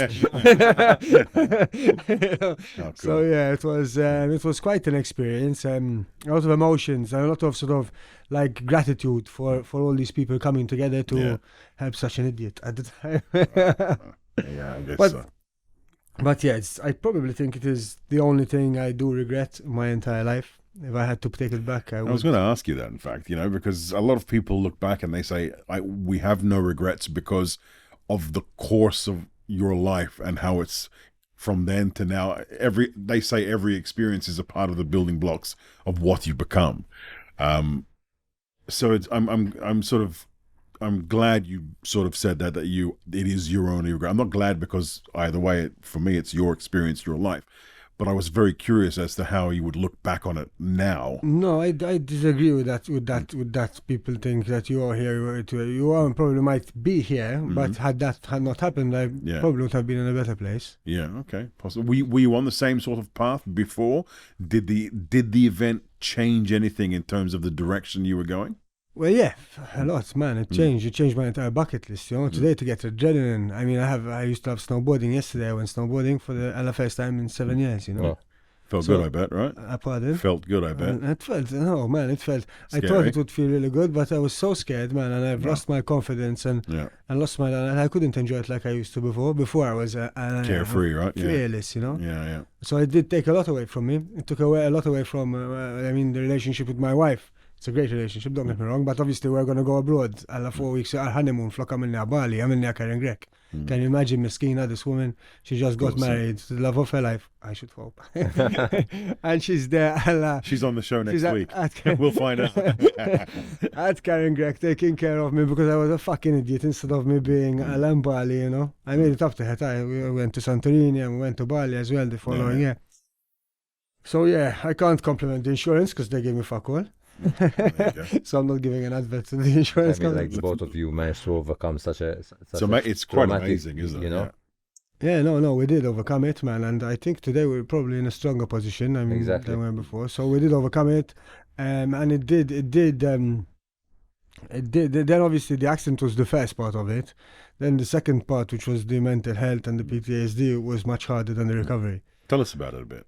I mean, the recovery, and this is something which is something I don't often share, but I probably should share more because it was so the first 2 years, and when people tell me they used to have mental health problems and PTSD and all this, in fact, when I was at Karen Greg, the first thing they did was, and I started to move again, they put me in a room with someone, and this woman was asking me these really weird questions, like, so I'm like, what the hell is she on about? She was psychoanalyzing you? Exact. She was checking like, if I'm going to kill myself or depressed or how I'm feeling and this and that. So, I'm a really like sort of, like I used to I'm a positive person, but asking all these weird questions, I'm like, mux ħataħod l-licenzja, I can't drive or something like that, That's the first thing that crossed my mind, This guy's not going to be able to drive anymore. So, yeah, then she started asking these questions. I'm like, I'm fine, I don't know what do you mean. I'm really happy, I'm grateful to be alive. Allah, I'm grateful I have a kid, I have my wife, Allah, I have all the support, I move again, Yeah. Then the recovery period took quite long. Karen Grek nassif għamilna xi xarej, mek the whole thing into once. I remember one thing, man, leaving Marta Day in the stretcher, going to Karen Grek, the sun on my face. It's the first time I started crying. Wow. That feeling of the sun. Appreciation to be alive, right? Fucking right, man. Yeah. My wife next to me, pushing me into the ambulance, and the sun hits you. And the doctor, the guy was like, for how long were you in there? So I was in there for like months. I don't know, a week or two. Just like that. But the feeling of the sun, something. But can you imagine all the uncertainty? How long am I going to be in here? Yeah. Anyway, and then, then after, I think it was a year and a half. And these numbers are all like numbers, but then it took some time. It took a long time to come back. I went down, I lost 11 kilos, man. Wow. I lost 11 kilos. I'm not one that eats a lot. I get full very quickly, And so I couldn't cope with my watches till today. I don't mind to get this body fat back, man, on your wrist. So it took me a really long time. It took me a really long time to gain back that strength. Till today I don't have it. Fej qabel kon naqbad xi ħaġa nerfaħħa u narmiha. I'm not telling you I was as strong as you guys, but I was a normal, middle-aged 30-year-old guy. Yeah. That didn't go to the gym, but tmur terfa television terfaħħa. Illum il-ġurnata imbagħad. You were a biker u ekku. Pardon? You were a biker u ekku. Skateboarder. Not much, but anyway, naturally you have this little bit of strength. Today I have less strength, than I had before. Today I go lift something, I find the power of the muscles has gone down. So anyway, so that's where I started going to the gym. That's quite a bicep you've got there, Steve. Thank you, bro. It grew a bit. I'm funny on my group. We have a group, and I'm probably going to take the piss about a lot of this parts of this interview. And I sent a picture of my biceps like after 6 months, and one of them goes, "Is that before and before?" That's just cruel, man. It's one of these groups really taking the piss constantly.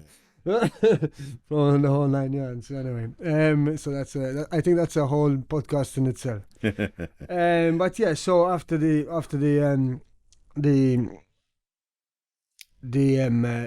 processing of the getting back, I had gone to like a therapist to try and see if I needed to do any therapy, and it seemed like I was fine, and I couldn't get out this therapy thing which I needed to have. Like, so people, they were telling me, you're hiding this You're closing this emotion and it needs to come out. And one day it will come out. And provide to I'm like, this is bullshit. I'm through it. I'm healed. I'm just not going to do anything stupid again. Yeah. So you were totally not open to the. He wasn't aware, I think. No, right? I wasn't aware. I never believed in anxiety or mental health. I never believed in it. I believed in it. But when you don't experience it, it's hard to understand Exactly. it. You know, it's like saying, it's difficult to understand. I don't know. It's like, I don't know. I mean, like if you never got drunk before, how are you going to explain getting drunk? If you've never smoked a joint before, how can you explain getting a joint before? You know, you don't know these feelings of people if you never experienced them. It's like trying to explain an orgasm when you never had it. Yeah, no, you're absolutely right. You can't explain that. So I was finding it very difficult to understand this thing, and she told me, this woman was telling me one day it will come out, and you need to get it out. Otherwise, you're going to be stressed out, and it's going to affect your life and your routine. Oh my gosh, I started telling everyone about this experience, like, and then who wanted to listen, and so much. It's quite a horrific story, but there were people that wanted to listen to it and were curious, and I did this thing. And then anyway, one time, but it triggered this PTSD. Mux biċċajt at night, like, everything I did to get physically better, this thing of the PTSD qasibda magħha. It was so difficult to get over, to come through the amount of. Let me tell you how it happened. I was in Bali. There was this earthquake, man. It was on the news. ġabuha fil-gazzettor. And when this earthquake started, this ground started shaking, and I'm like, what the fuck's going on? Like, Astinduna, that it's an earthquake. This noise coming from the ground. Massive roar coming out of the floor, you know, like, what the hell? This thing, the house, everything starts shaking. I'm like, what the hell? What's this wind? I told my earthquake. I grabbed the kid, I ran out. The whole fucking villa started shaking, man. It was one of these colonial things on pillars, you know. This cars loud, all the ground roaring. It lasted long, man. Things falling. It was crazy. And that triggered it. Wow. That same night, I started to have these nightmares, these monkeys running on the roof. I'm like, I need to go home now. I'm feeling I need to be in Malta. And that night, I had what transpired to start to be called sleep apnea, where I thought I had no idea what it was before. And my worst nightmare came true. I was lying down asleep near my wife and my daughter in the bed. Of the hour, I stopped breathing. You know, I woke up grasping for breath. I couldn't breathe. This taste of acid in my mouth I had never experienced before. I didn't know what sleep apnea was.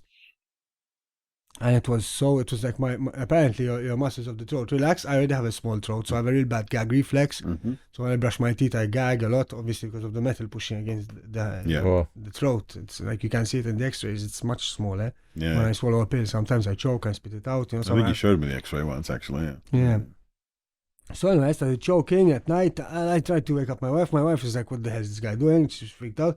And I literally remember crawling out of the bedroom on the floor, not to die in the same room as my family. Wow. So, and but the nightmares after that. Then that night I wanted to go home. The flights came, went to Malta. And then the nightmares started, man. The nightmares. Of the event, or they varying nightmares? They're decapitating nightmares. So you're in a roller coaster, you go to a tunnel and your head's chopped off. You know, you're fucking sitting down in a shootout, and then this cowboy gets up and shoots you in the neck.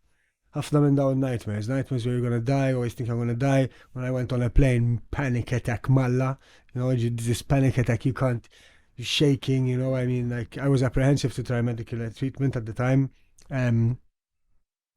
So I tried to deal with it all, and it's not easy. It's not easy. You start to try everything under the book. You know, you start speaking to everyone.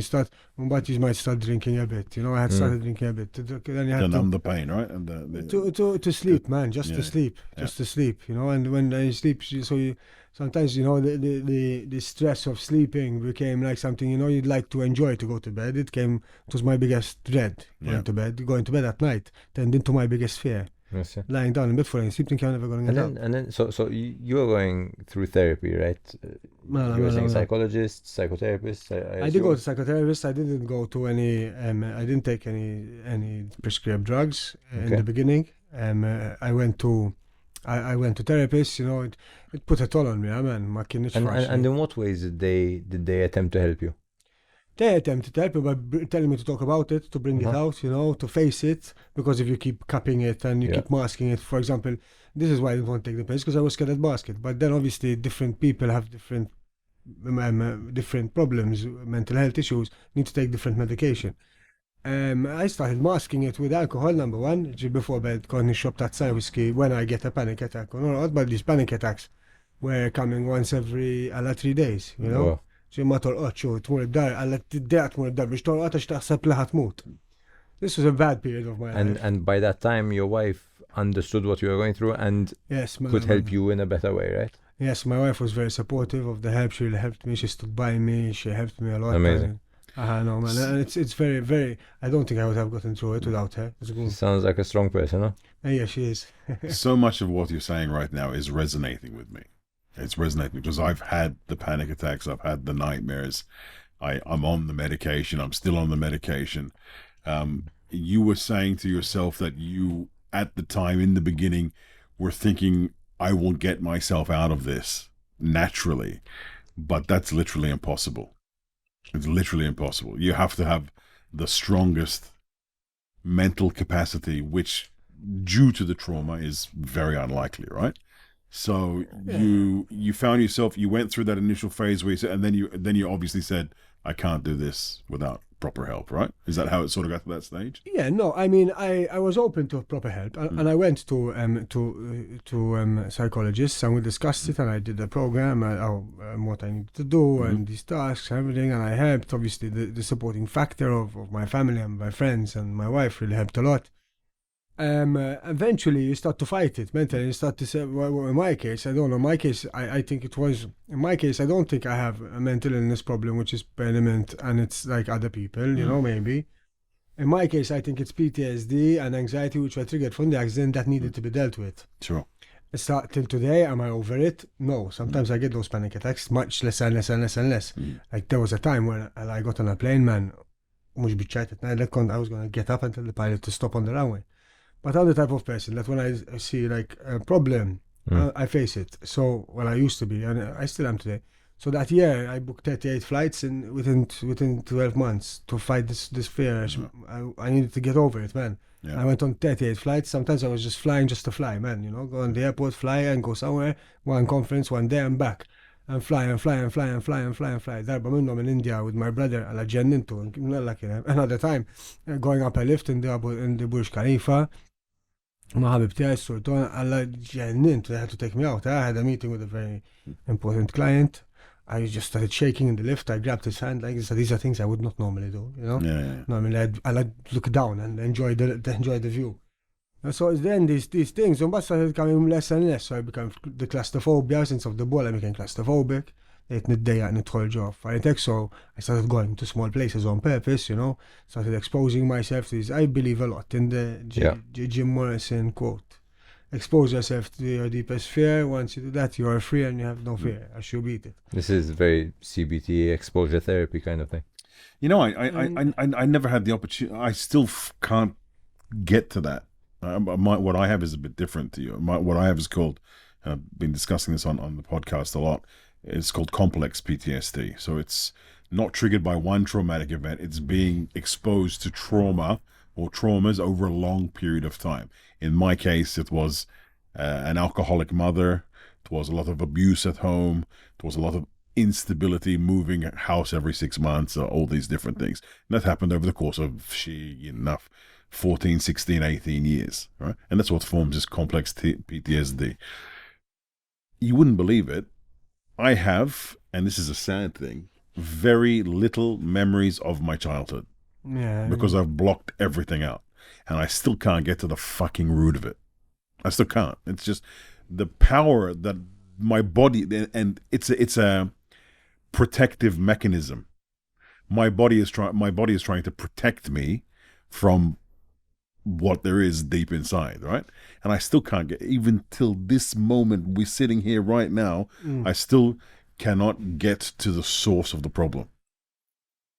Well, I mean, I don't know. I mean, my PTSD came at a later stage where I could remember it. I mean, I think everyone in their childhood only, like even me from my childhood, I don't remember much. I don't remember everything, but in my childhood, there's a lot of it which is missing, you know, and memories. But I don't think any bad things. I'm sure nothing bad happened, but probably I don't think that it will be that you're not managing to get to it because there's a problem not managing. I'm just thinking maybe it's because you were young and you just forgot.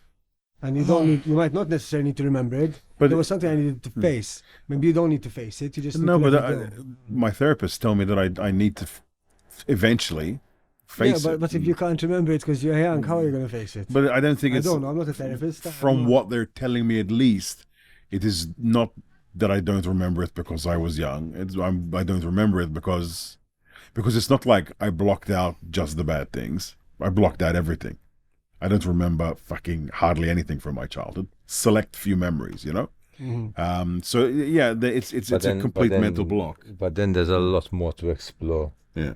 To try and understand why that really is, you know, and it's a lot based on also you know, your level of fight or flight through all that time. And it was very high, obviously, very, very high.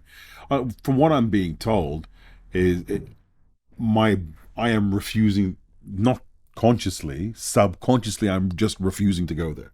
Yeah. We've tried what's it called? Psychoanalysis. EMTR. You know what it is? It's when they hypnotize you. It's not hypnotizing. No, it's there's a couple of methods. One, you follow a light. Yes, EMDR, I know. I think it's called. EMDR, yes. EMDR. And there's the music that comes with it. There's different methods. There's following the light. There's a tapping sequence that you can do. It's different. It's a form of therapy. We did a couple of sessions, and my therapist said, "Forget it. You just can't engage. Your body. You're not allowing yourself to engage." And this is where I'm still today. I can't dive deep into it. I don't know fucking why, man. I can't figure out why. I really can't.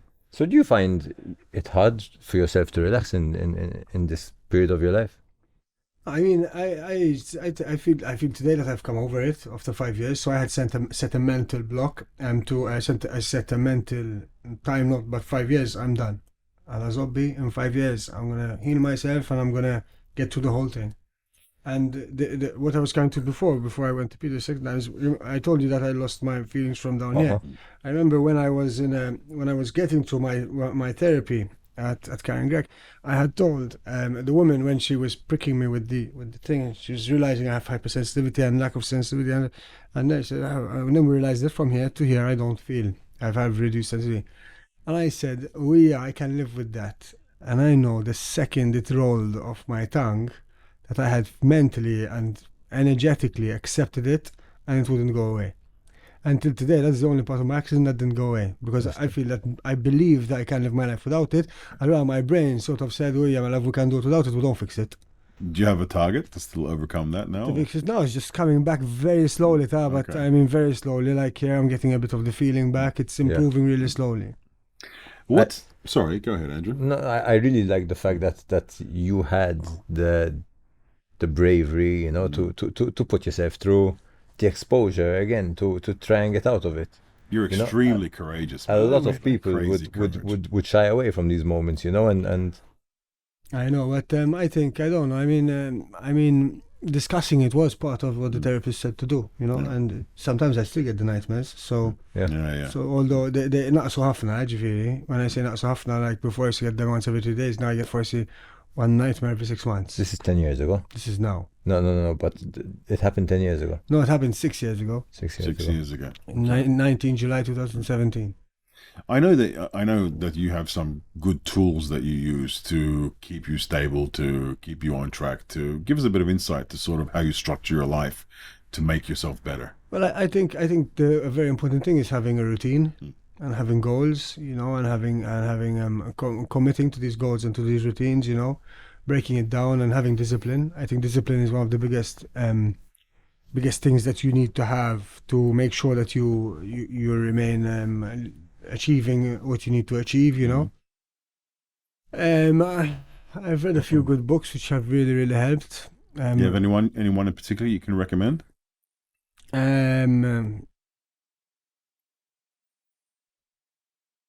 There's quite a lot, but I think... is there one that sticks out that sort of resonated with you the most?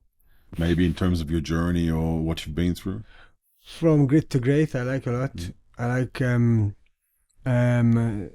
the monk that sold his Ferrari, Leadership Wisdom.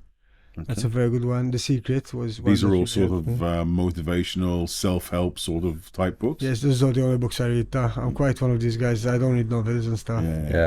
Same like me. It's all about improving your way of life and getting better and that sort of stuff. Yeah, but like the Leadership Wisdom by the monk who sold his Ferrari is a self-help book in the form of a novel. Okay. So it's like a fake story about a monk that sold his Ferrari, and this is actually a monk who sold his Ferrari, but it goes through, like, it's not written about you should do this and this and that. It's written as a story. Okay. You know, so it's like The Greatest Salesman as well. The Greatest Salesman is a very good one. Yes, I mean, those two are quite good. I mean, I learned a lot from them. And I've even passed them on to quite a few people. So for presents and gifts and so on, I give these books. Super. Yeah, I think they help a lot. So we've just gone through the BET and the toolkit. We have, unconsciously. We have. I want to just quickly, before we get into ours now, I wanted to ask you, do you still take any medication for it, or you got through it? No, I have a box of medication at home. For when you have attacks and for when stuff I'm feeling like I need to have a pill, and it's a prescribed pill, which I have when I feel an attack coming on. So it's obviously. Does it start with the letter X? No. Okay, I've got the X one. You know the X one. Yeah. I have one of those. I have those for when these don't work. For when those don't work. Okay. Yes.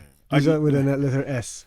I've got the mindset that I really don't like taking medication, but it's so helpful at times. When I'm starting to, because I'm sure you feel the same thing, in advance when you're about to go over the edge, right? When you're about to reach the threshold. I feel it coming. I feel it. I feel it coming, but I've actually learned how to control it, and I take my mind off it a little bit. Sometimes it's unavoidable. Sometimes it's just I have to deal with it, and that's where there's the medication for, which I take. I don't know how it affects you, but I turn into an absolute monster.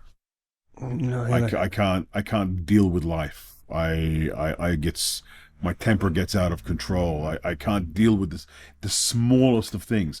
And I don't know, I have noise sensitivity. I have light sensitivity. I'm sure this show, although they do say bright light therapy is a thing. So, but I have light and noise sensitivity, and I get triggered so easily. So sometimes when I take the pharmaceutical help, it really brings me back off the edge, sort of thing, which is very, very helpful. Yeah, that's good. I mean, I don't have it that much anymore. I've considered myself sort of healed in a way, so I don't feel that it affects my daily life. I like that you set it up in your mind as an objective to be attacked, kind of thing. 5 years. In 5 years, it has to be, Yeah, and thank you. And that's how I do. That's why I like to set targets and goals and be accountable for them. Sometimes you don't reach them, sometimes you do. But on the 5th year, I went to one of my doctors. I'm like, do you think I could snowboard a little bit lightly, And I go for it, but just be very careful. I think we're gonna have to organize another episode with 100%, because we didn't even get half, man. I really wanted to discuss your business success, how you built it, the mindset. Would you be up for coming back again, maybe in a few months, and we'll do another one? I mean, we can. I suppose we'll see how this one goes. Let's put it this way: if the podcast is still going in 3 months, will you come back? If we get enough traffic, we need to get the traffic for the viewers. If we get a free coffee machine by then, it means what is it with you and this coffee machine? You're like obsessed. Because for me, the coffee machine is a symbol of success. Coffee machine? Listen, man, like humble beginnings, okay? And you're talking about one of those like coffee machines you find in Starbucks. They're like 30,000 euros or something. or that. Steve's off. We can talk. You and Hey, Mike. No, Mike can stay there for now, because we're going to talk about our BET book episode, podcast episode, or TV, and then our toolkit. So let's start with your BET. What do you got for us? So my BET is a book that I read a while ago. I don't even remember. Robert Enke. He was a German goalkeeper who used to play for a bunch of teams. Hanover. Okay. Hanover. Who went through depression and tragically ended his life. Oh wow, that's sad. Okay. And I read the book, and I remember finishing it. I was in absolute tears. But the good thing about this book is that it lends so much awareness on mental health and depression, right? Wow. So fantastic book. Okay. I chose a book today as well, and it's the autobiography of Will Smith, which is called Will, and it's Will Smith had, I think, what's the best way to put this? Everybody thought of him in a particular way. Nice guy, fluffy guy, always friendly. It really wasn't the case. Will Smith was a very, very serious guy. He had quite a domineering father growing up, okay?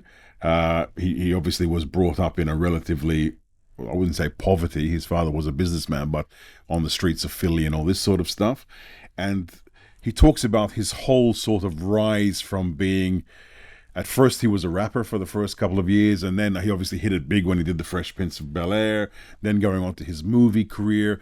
And it just talks about how domineering he was himself during this whole period of his life, in terms of with his family, in terms of with his work ethic. He was a serious worker. He was very serious on the set. He was methodical. He studied and really dug deep into each character that he did, which of course brought the success of his movie career, which was, I think, for a very good period of time, he was the highest paid actor for, I think, 10 years in a row or something ridiculous like that. And he talks about how it affected him mentally, and how he sort of felt himself getting gradually worse and worse and worse until, he had to just take a break from everything. And he started experimenting with ayahuasca. You know about ayahuasca, I think, right? Sure. And I think he ended up doing it some 27 times in 1 year. I'm not sure of the exact number. Gee. And it really, he states, it really changed his life. I'm not telling everybody to go out there and do ayahuasca, seek medical help. It's something that I'm hearing a lot more about it. And psychedelics, right? It really intrigues me. I'm But I can't see myself getting there. I'm destined to get there.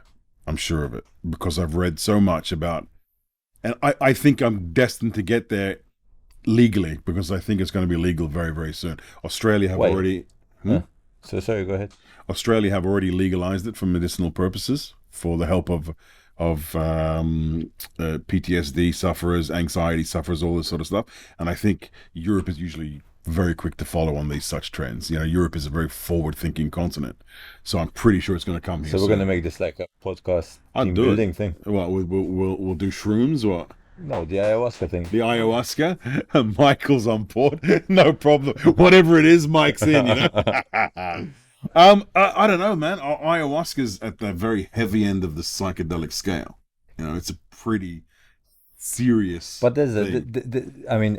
People do ayahuasca for the cathartic ending of it, no? No, what they say ayahuasca does in line with a lot of psychedelics is you build up barriers. Everybody builds up barriers in their mind, right? They build up certain barriers to stop them from doing this. It's a control thing, right? What psychedelics do is it just removes the barrier completely. So you face whatever's there, you face it. There's no hiding from it anymore. Whatever there was, it's coming out. And that's why most people who actually beneficially heal from an experience with a psychedelic actually have a really bad trip. It's a bad 7 or 8 hours. It's hardcore. It's stressful because you're facing all of your demons. And it doesn't have to be.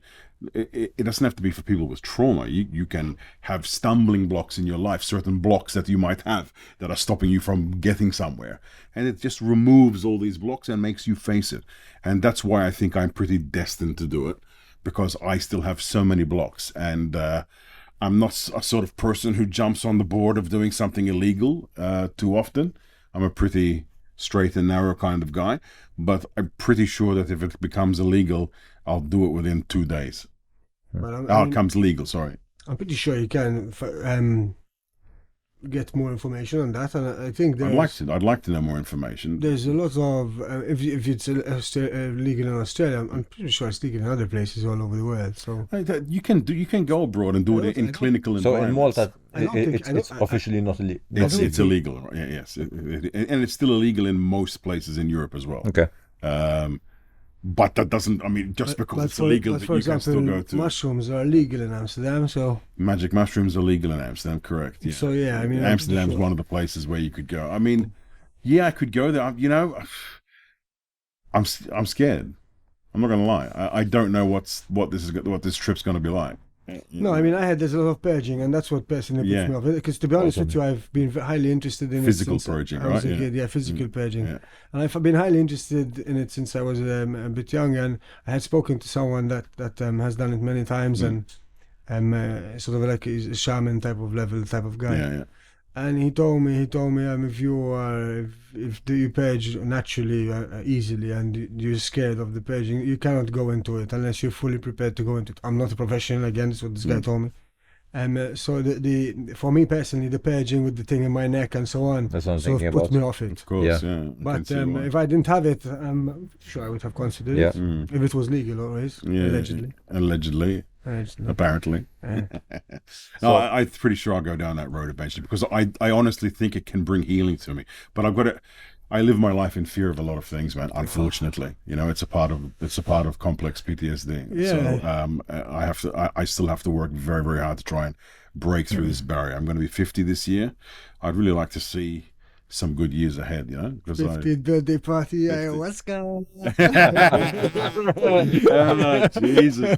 Wouldn't that be something, right? Nah, I want to enjoy my birthday, not have a horrifically bad trip. You know what I mean? Anyway, shall we jump onto the toolkit? Go on, let's do the toolkit. Go for it. So my toolkit, what was it? I forgot what it was. My toolkit was I can't. Okay, so my toolkit was right. For the past weeks, I've been feeling a bit of kind of a lack of motivation, especially when I go to train. A bit of a low mood. So what I found was important was to get as much sunlight in the morning. This is interesting, right? Decreased sun exposure has been associated with a drop in serotonin levels. Okay, serotonin is the happy chemical. Yeah. And this could lead to major depression. So interesting, yeah. Getting as much sunlight first thing in the morning as possible is highly important. It's very interesting. Yeah. It's actually it's a scientific fact. Yeah. Yeah. In fact, what I do, I notice kind of at the gym where I train, which I try to attend nearly every day. I try to get a spot where I know that when the sun hits that area, I'm going to be in it. When you're training, you want sun on you when you're training? I want the sun, because the sun gives me a boost. It gives me energy. Indoors, you mean, be? Yeah, we'll be training indoors. Jesus, I get so hot when I train. I need to be under an AC or a fan. Well, I think everybody gets hot when they train, buddy. I'm my nectar. Really? I get this fowra, really hot. Really, okay. And I tell my trainer switch on the fan. I can't imagine training in the sun. Yeah. And I used to train at a gym that had no air conditioning, and I used to train in August and September, and I enjoyed the challenge. It was fucking hard, man. I mean, the temperature inside must have been 40 plus. Sometimes if I've trained and I haven't, I don't have a full sweat, for me it's like, but have I really? Yeah. Yeah. And you don't get a full sweat sometimes when you're in the air conditioning, yeah? No, sure. Yeah, exactly. Yeah. So my toolkit. So this is what I wanted to say earlier. So breaking away from society. So spending 20 minutes here, 30 minutes there, just getting somewhere where it's not crazy.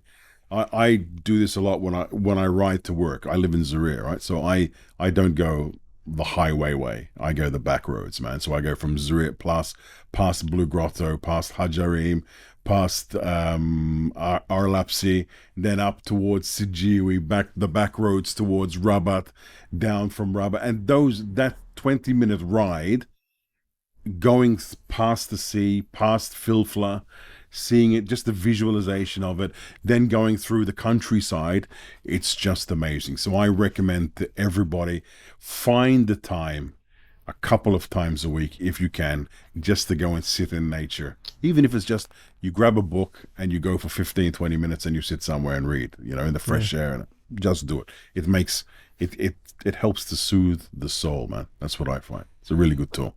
I agree. I need to get up a tool as well. If you wish, there's no pressure here, Steve. We're pretty relaxed. No, I mean, those tools are great, and I didn't know that. It's the morning sun. It's interesting, yeah. Neither did I, yeah. Something I do in the morning. I go out a bit in the sun, so but I'll recommend it to a few people. I don't know. I mean, when I'm having a tough day and having a tough day, and there are certain things that clear my mind, a bit like clearing my emails, clears my mind. So I like taking like 20 minutes on the boardroom on my own to clear the emails, and when they're fresh, man, I feel fresh. That's a good tool, though. I mean, I have zero emails, zero WhatsApps. Every time they say, I read a study where something along the lines of every time you tick off one of those tasks or clear an email, you get a dopamine boost in your mind, and it just feels great. Feels great. I'm telling you, sometimes just when I have emails pending, it just makes me agitated, and it's just like you were saying before. I mean, but no, and instantly when I clear them, wow, I just feel like heck. It's good. I know this will probably end off the podcast, but it's just an understanding of how I function. My anxiety starts to creep up when I don't have breaks in the day. When I go constantly from one thing to the next, to the next, to the next, I can feel the monster building up. It's amazing. I can feel tightness in my chest and my throat. Right? I can feel my brain start to function differently. I become a bit more aggressive. So it's so important to take breaks in your day. Not just for people who have mental health issues like myself, but for normal people. That just the disconnection for even 10 minutes can be so helpful. To breathe. Breathing is so important. When I don't disconnect, that's when I have the bad days. Yeah. Steve, stuff of legends, man. We are so appreciative for you being so open, man. Your story is incredible. Thank you. Yeah, and honestly, if we survive, when we do the next round of podcasts, because I know we're going to do it, because this is going to be like the best fucking podcast ever. All right? Honestly, the episodes are just getting better and better. Absolutely. And I would, because I really want us to pick your brain on successes and failures, because you've got a story to tell on that side as well. Yeah. Business has been a very big part of my life, and there were many challenges, many uphill battles, and many triumphs. So I can't wait to share them. The ball and chain's falling, right? It's falling down. Thanks a lot, Steve. You're a good man. Shay, thank you. Cheers, buddy. I get up and go, or I stay. We can end the podcast now. The content of this podcast is intended for general informational purposes only and is not a substitute for professional medical advice, diagnosis, or treatment. Always seek the advice of a qualified healthcare provider with any questions you may have regarding a medical condition. The information provided on this podcast is not intended to diagnose, treat, cure, or prevent any disease or medical condition. The views and opinions expressed by guests on this podcast are solely their own and do not necessarily reflect the views and opinions of the podcast host or producer. If you are experiencing a medical emergency, please call 112 or seek immediate medical attention.